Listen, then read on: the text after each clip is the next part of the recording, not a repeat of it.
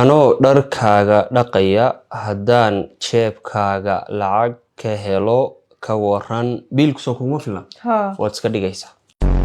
Haddii cidi lacag I weydiiso taada ma ka siin karaa? Maye isdaba baad dhahaysaa. Anoon kuu sheegin haddaan guriga cid keeno ka waran isku dhac baad ka shaqaynaysaa.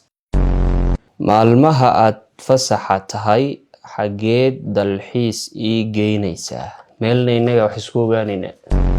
Khaladaadka yaryar ee inaga dhex dhaca maxaan ku xallinayaa waad iska ilaawaysaa. Markaan murugo iyo stress badan dareemo maxaad ii keenaysaa waxbay salaadaad ku dadaalaysaa. Markaan arko adoo aad u xanaaqsan maxaan samaynayaa hadalkaad iga yaraynaysaa. Haddii inagoo casho aadi lahayn ciyaar kuu soo dhacdo sow ima raacaysid may gaaja ku daawanaya.